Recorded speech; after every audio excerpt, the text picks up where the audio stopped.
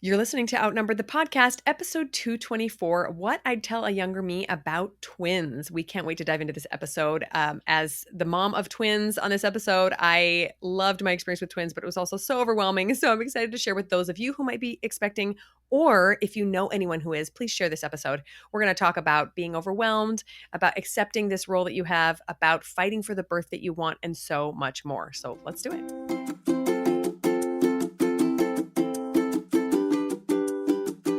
Hello, and welcome to Outnumbered the Podcast. I'm Audrey. And I'm Bonnie. We are experienced moms to a combined total of 19 children. In our weekly episodes, we explore relatable topics using our perspectives of humor and chaos. Tune in for advice and encouragement to gain more joy in your parenting journey.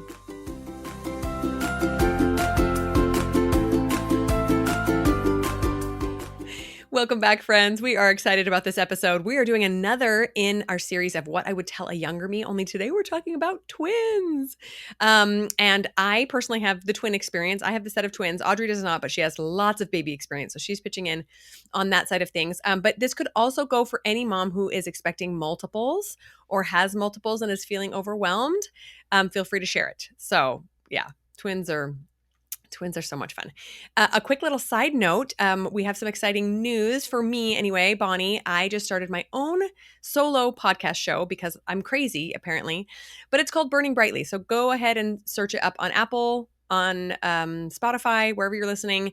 Because there I'm talking to moms who are in a phase of life where kids are getting a little bit bigger and they're looking for something more to do outside of their home, somehow to make a mark on the world, and they're feeling really overwhelmed at that idea. So we're going to talk all about that over at Burning Brightly. So go find me there.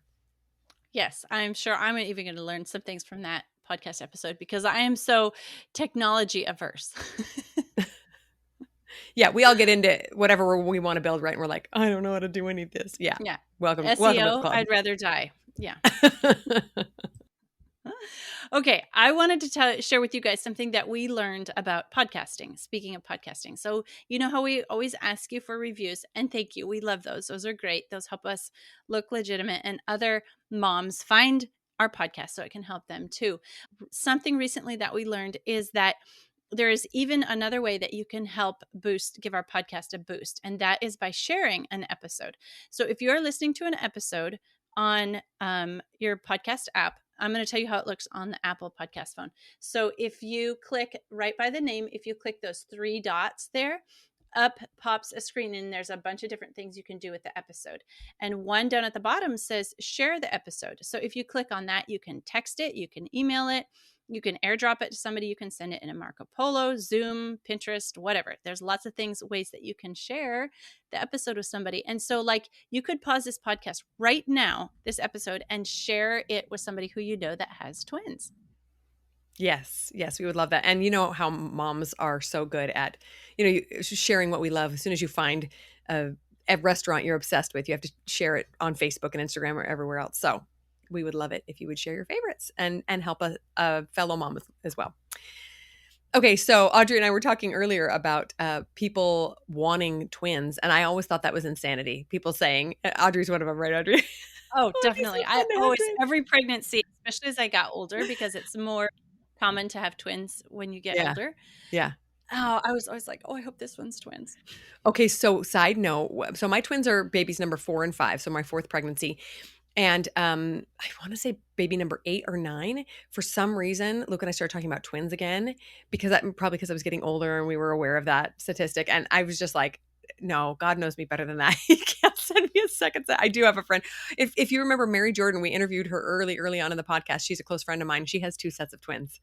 So special people can handle that.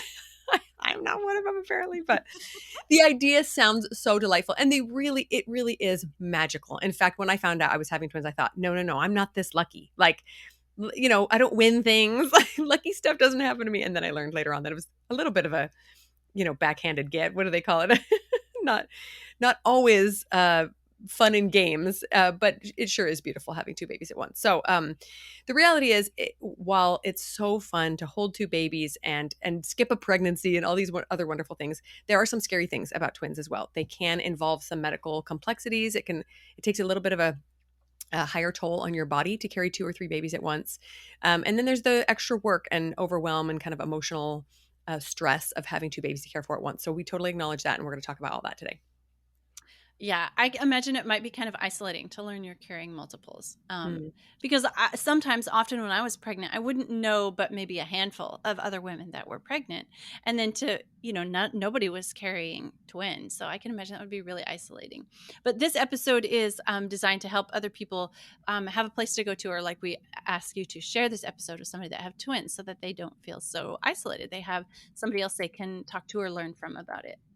Yeah, and we're going to talk about finding some community a little bit later as well. I do want to share just a really brief story of how I found out I had twins, because it is one of those hilarious things that you had to be there to believe it. I was actually going to have a home birth with that baby, and so I didn't get an ultrasound until 20 weeks, and that was only because I wanted to find the gender. My midwife wasn't even going to make me have an ultrasound. Some things were a little bit different, though. I was actually experiencing more morning sickness than before, and each of my previous pregnancies had gotten better and better. And so I thought, oh, great, what is this all about? And I was a lot larger than I thought I should be.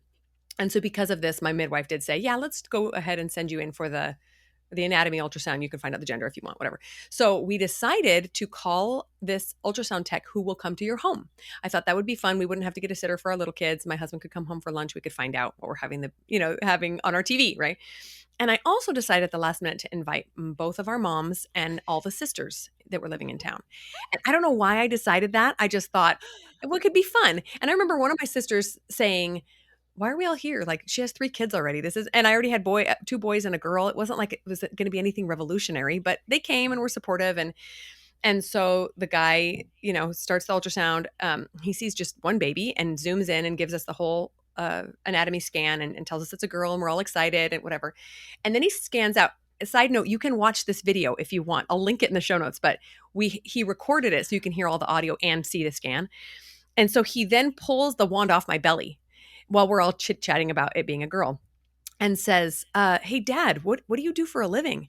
And Luke tells him, and he says, well, you might have to get a second job. And we're like, what are you talking about? This guy was a little quirky as it is. And he's like, there's twins in there. And I'm like, no way. We just start screaming, right? It's a hilarious thing. So anyway, everyone was there. We all found out together. It was Oh. a total shock. And I knew I was so ginormous, because it was crazy. So there's always a fun story when you first find out. A little bit of shock and awe, for sure. Anyway, side note, right after that ultrasound, I drove to the airport to pick up a bunch of girlfriends, because we were going on a girls' weekend a girls' trip that weekend. And one of those friends was also pregnant with twins, and it was her 4th and 5th baby. So we spent the Oh. entire weekend talking about twins. That was a total mercy for me, because I was so Mhm. overwhelmed and just shell shocked that I had a few days to accept it. And this friend, she was a little bit farther ahead in her journey of accepting this news. So anyway, there was my story. That is fun. So fun. Like almost like you knew it was going to be something special and you had invited everybody to be there. I know, right? Crazy. I also will include in the show notes a couple of blog posts I have about twins, things I wish I would have known that we're going to talk about here today, and a few other insights from our twin birth. Okay, so as overwhelming as finding out the news was, I imagine that once you get into the care of them, you would be overwhelmed even more. Doubly overwhelmed, even more, whatever.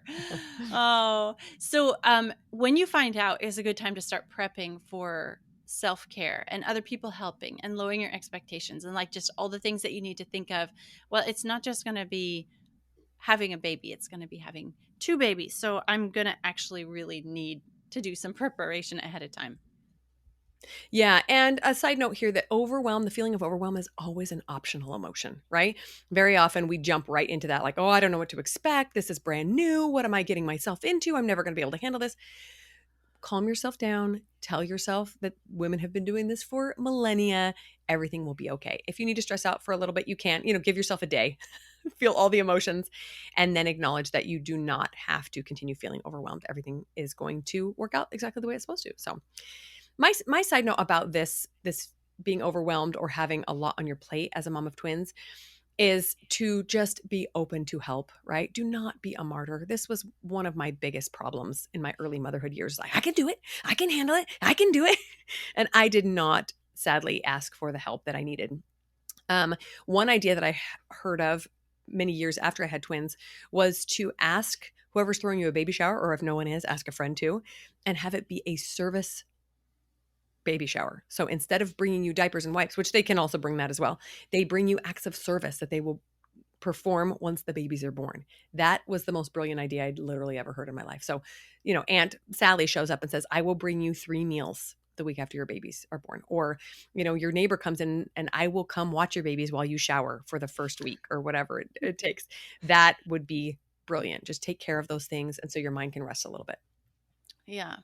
I know when you have one baby, there's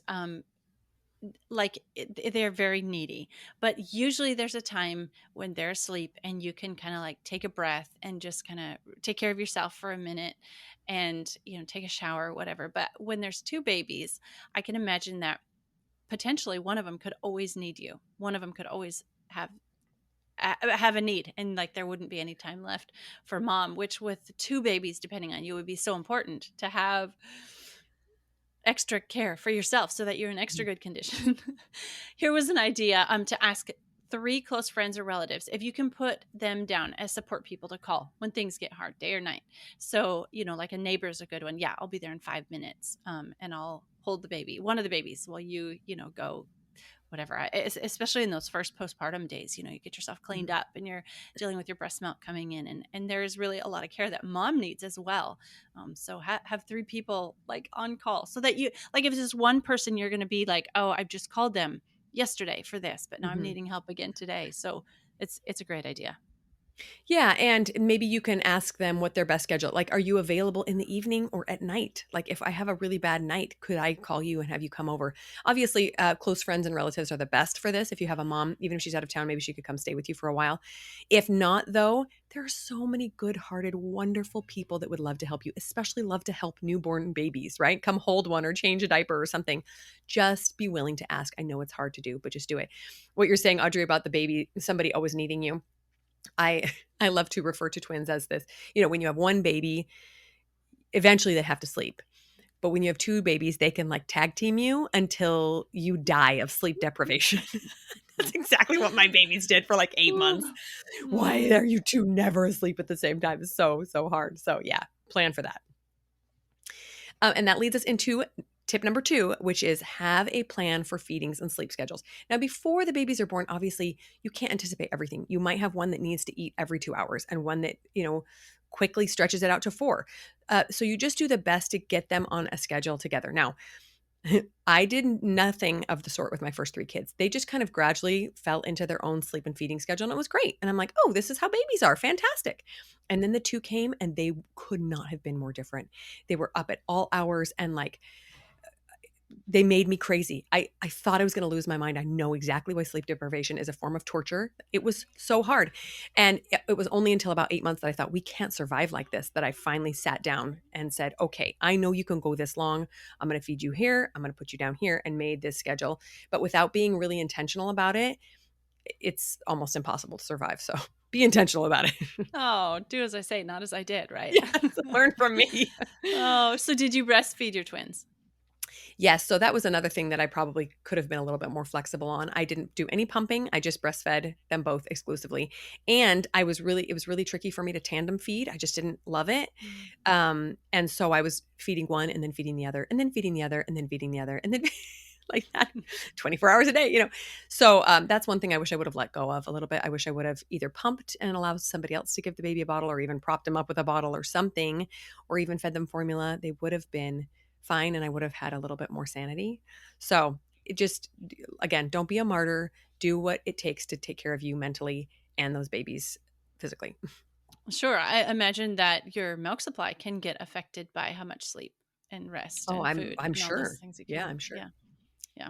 So yeah, we have a whole episode about helping babies get to sleep, and we shared some amazing ideas in that, but just like the challenges of having 2 at once. So like, this is going to be like Audrey Asked Bonnie Questions episode, but what about baby wearing? How does that work when you have twins? Like, that was often a way that I would put a colicky baby to sleep, was wrap them on my body and go for a walk. Can you do that with 2? Yeah, you totally can. In fact, I had this really cool baby wrap that was actually designed for twins. However, one of my twins was much higher need than the other one. Now looking back, I'm pretty sure it's because she had a dairy issue and I was not aware, and I was eating dairy. And anyway, so I tended to put the other one down and me just rock this one incessantly, bounce her and burp her or whatever else she needed. But very often I would just wear one and either put the other one in a stroller, we'd go on a walk, or I'd wear one and put the other one in a bouncy seat, or very often one was napping and the other one just needed to be held. So for sure, baby wearing is a huge boon. If you can make baby wearing two a thing and make it work for you guys, that's awesome. You can either do, you can do two wraps, one in the front, one in the back, or you can get the special twin ones. When they're very, very little, I recommend the special twin ones, or even just wrapping one wrap around both of them on your Mhm. chest. That's pretty Like they were in your womb. doable. They're used Yeah. to that. Yeah. Yeah. They're used to just being all bunched up together and cuddled up together. So Yeah. totally necessary, or totally helpful, and very, very necessary. Yeah, we have a whole episode on baby wearing too. And I have seen moms carrying like a toddler on their back and a newborn on their front. Like I'm always like, "Oh my goodness, you are amazing superwoman." Okay, and finally, just a reminder to be flexible. When things are not working for you and you find yourself beating your head against the wall, find a different way to do it, or recruit help for that feeding time or that schedule. My husband did not get much time off work too. I think he had like 3 days off work. And then it was just me. So yeah, having an extra set of hands, really, really beneficial. Even if you can just hire a teenager to come over in the afternoons and help you for a little bit so that you could get a nap, or make sure that everybody is fed and happy for at least a few hours of the day. Yeah, so good. Okay, number 3, pregnancy and birth don't have to be scary. This is true for one or two, but one or multiples. They don't have to be scary. Women have been doing this for millennia. Women were made for birth, even Hmm.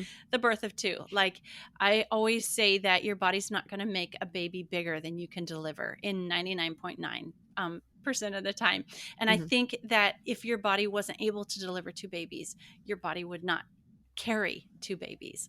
In fact, I could be completely wrong on this, so you'll have to disabuse me of the notion. But I've always thought it would actually be easier to deliver two because each one would be smaller. Like you're going to have two 10-pound babies, right? Yeah. Well, yeah, I'm sure it's possible, but I did not. Thank goodness. And yes, and I will say this, they're smaller. The only part about birth that was harder with twins is that you just had to do two back to back. I had the first one came in and I was like, "Oh, yay, she's here, everything." And for a second I forgot. I was just gonna have to push another one out. And a few minutes later the contractions start up again. I'm like, "Oh no." You imagine giving birth and then you have to go and do it again. Oh, that was super fun. It was actually beautiful. Their birth was a really, really beautiful experience. And just a side note, I had an added complication of my first birth having been a C-section. So all my births after that were technically VBACs. And so when I got pregnant with twins, that was my first worry is, oh, is anybody going to let me have these babies vaginally? Side note, no one has to let you. You can just have them, for the record. Woohoo! Email Yay! me if you want more information about that. But I Clap, did clap, go clap. back to, yeah, when I wasn't really comfortable. I did have a midwife who was willing to deliver them at home, but I personally felt more comfortable going to the hospital. So I was interviewing some OBs and I had one that I went into who was also a twin mom. And I thought, oh, good, she's going to get where I'm coming from, that I really, really want to give these twins the best chance at a natural vaginal birth. And she looked at me and said, I don't really trust these babies to do what they're supposed to do. I think we're just going to schedule a C-section. And I'm like, see you later. Come on, lady. Like, absolutely no medical complications, no history that was concerning, no preeclampsia, no nothing. And she wasn't going to even give my babies a shot at being born the healthiest and most natural way that God intended. And so I just walked out and found somebody else. And it just requires some research. It just requires some work. You need to find a practice that you love and trust, and be aware of what the protocol is at the hospital as well. When I showed up at the hospital, I found out that they were going to make me give birth in an OR just in case. So, the lights and the whole team and everything, I was Yeah. giving birth vaginally in an operating room just in case. Oh, gosh. So anyway, get a twin friendly midwife or OB and a doula if possible, somebody to help advocate for you for when things get hard and you're not able to speak up, but they start doing things to you that you might not be happy with. So there's my TED talk about giving birth to twins. I'd be like wheeled up in the operating room, like, okay, who wants popcorn? We're gonna have a show here. Oh, but you guys, without a medical reason, twins can and are and have been born vaginally without problems all the time. It is also a natural way of birth. Find a provider who agrees and fights for it. Think about it. One of the first births that we have details of in the Bible is a twin birth. Mhm. Yeah.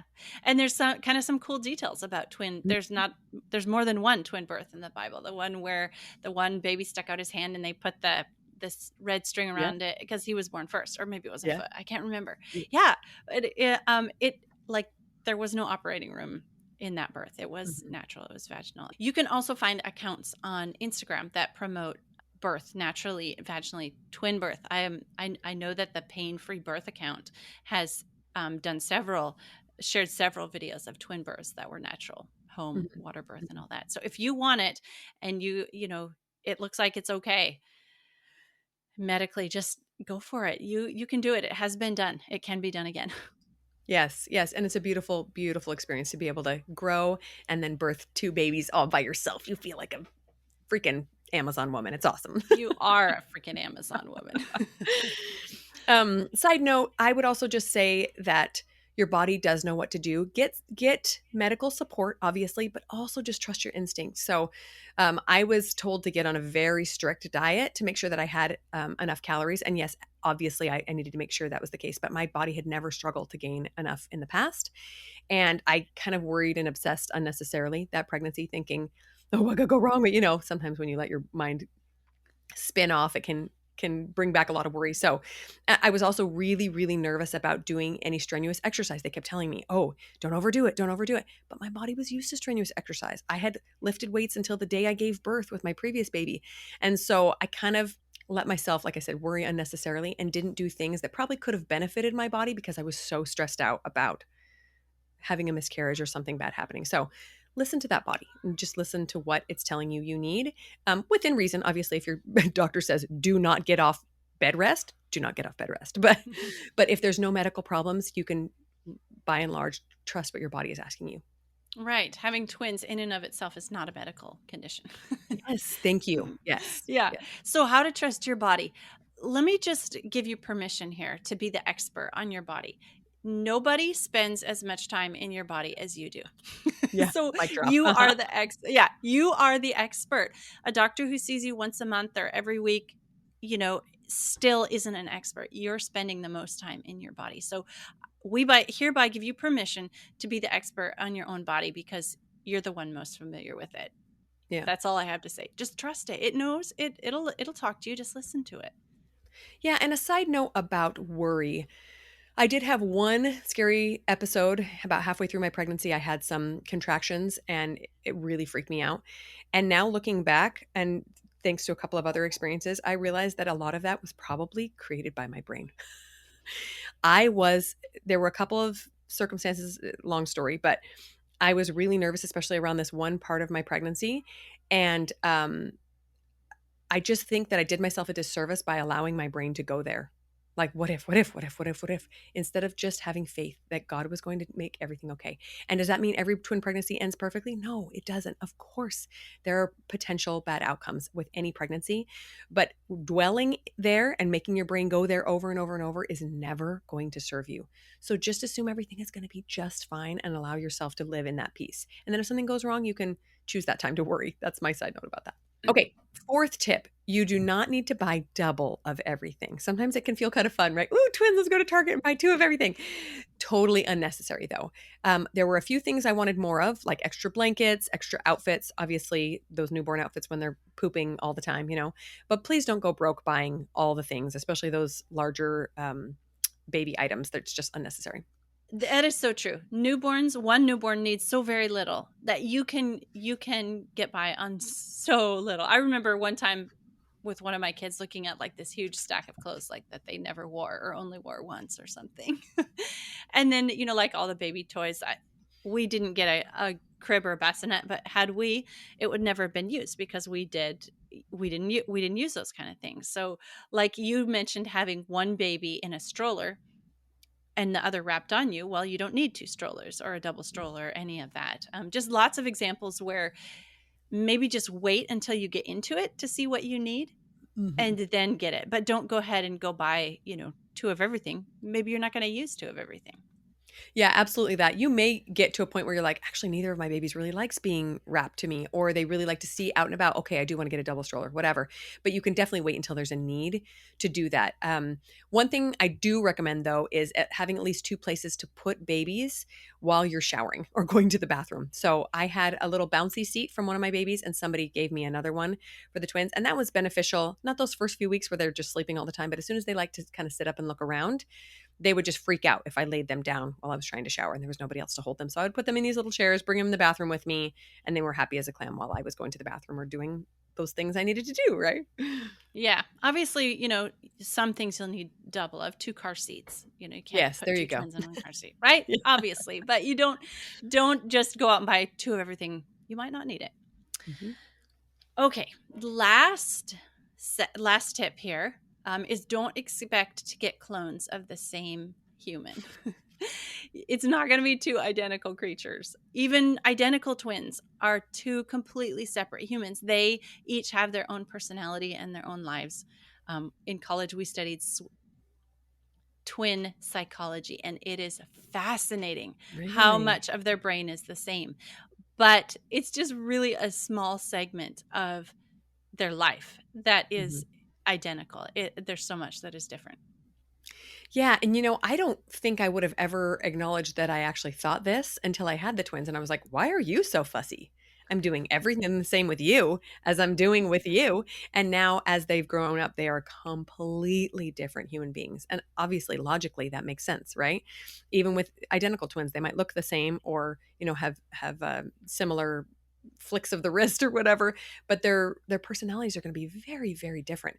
So that's just a good reminder and to acknowledge their differences, but beware of labeling them early or unfairly. Okay. So this was a challenge for me as well because I had one that was a lot higher needs than the other one. So it was always kind of like, take the cranky one. Can I need a break with this cranky one. But I thought, well, that's not really fair either. She didn't pick this body that's struggling more than the other one, right? Um, so I keep trying to remind myself that as well because they're the same age, you very often want to lump them in together, but to remind yourself that they are two very different human beings that have very different needs. And honestly, now that my twins are almost 12, I actually forget that they're twins sometimes. We do call them the twins when it's easy to. Hey, twins, come here. But they are so so so different that sometimes I'm like, oh yeah, you guys are the same age. That's right.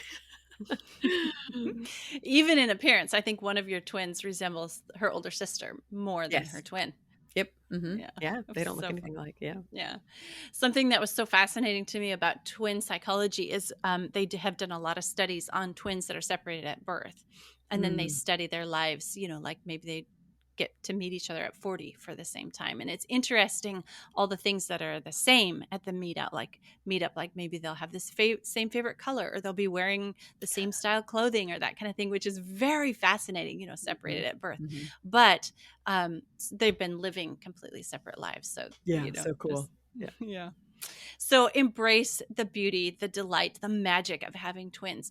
Don't beat yourself up during the hard periods. There will be hard periods, harder than just a singleton period. Try to enjoy them. Take time to cry. Take time to take care of your own needs.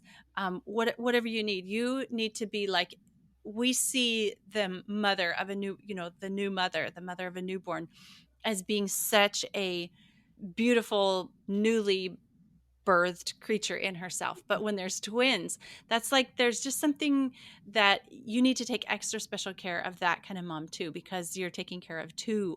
Two are depending on you. That's right. That's right. Your self-care should be double. I know that sounds hard, but you're gonna need Yeah. help. So go Yeah. so go find Yeah. it, right? Because you feel like you have half the time or even Yeah. less than half the time for self Yeah, care. exactly. And just allow yourself to put everything else on the back burner. This is a very special time for you to bond and connect and keep these two babies alive. It's okay if nothing else gets done. In fact, we didn't do any homeschool for about a year, at least 6 months. We didn't do really anything. We did get out of the house occasionally because I needed it for my own sanity. But I had a 6-year old and a 4-year old and a 2-year old and newborn twins. And it was like, okay, well, one more day of just trying to feed everybody and make sure everybody's got a diaper change. That's all. That's all I can do today, right? And that was enough. That was exactly what I needed to do. So don't forget to find your community. So there are lots of mom support groups for moms of multiples. You can find them in real life. They might require a little bit more driving depending on how busy of a place you live in, metropolitan area, but plenty online, tons and tons on Facebook. It can be so comforting to get on a group like that and go, oh my gosh, I'm losing my mind, and have everybody else go, yes, I totally get it. You are, right there where we've all been, and to tell you that it gets better and that you're going through a beautiful phase, right?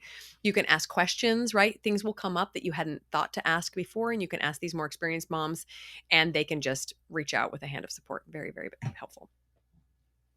Okay. My final thought is if you don't have twins, you're not expecting twins, or you haven't had twins. Again, will you please share this episode with somebody who has? But also, I think those of us who haven't had multiples are now a little bit more eyes open to what it takes to be a twin mom. And so next time I hear of somebody having twins, I am definitely going to offer more help, more support, meals, hold the baby, whatever whatever it takes. I did have one final question for you. Do twins run in your family? Was it genetic? So actually, I found out after having twins and doing all my research that only fraternal twins can be hereditary, that identical twins are just a fluke. So I do have some twins on my dad's side, actually 3 sets, if I'm remembering correctly, but I'm only related biologically to the mom of one set. The other ones were in-laws. And that mom had identical. So I think it was just a fluke. I just have a large family on that side. So I think it's just one thing after another. I will say this too. You could argue that it's because I have twins that I'm more aware of people having twins, but I swear way more people are having twins now than they were when I was a kid. I knew maybe one family in my entire childhood that had twins, and now I feel like everybody around me. Granted, my sphere of influence is bigger too with Instagram and the internet and everything else. But part of me wonders if maybe it's just, we're in the last days. We've got a lot of babies to get to earth and have their time here. I don't know, but it's beautiful. It is a wonderful, amazing, incredible opportunity. And I had to lean on God a lot during that opportunity, during the pregnancy, during the birth, during the time afterwards. So I would never want it taken away. But I do wish I could go back and just hug that younger me and say, it's going to be okay. Don't hold on quite so tightly. It's all right if somebody has formula. It's all right if somebody, whatever, is screaming all day long. It's going to be okay. That's it for today's episode, you guys. We hope you found this one fun, helpful, inspiring, something, and we really appreciate you listening to us. So tell us, did this episode make you want to have twins more or less? Like you can affect it, right? That's it for today. I'm Audrey. I'm Bonnie, and we're outnumbered. Thanks for listening, friends. Click the link in the show notes to subscribe to our email and never miss another episode. Show us some love by leaving a review on iTunes or sharing the podcast with a friend. Thanks for all your support. We'll talk to you next week.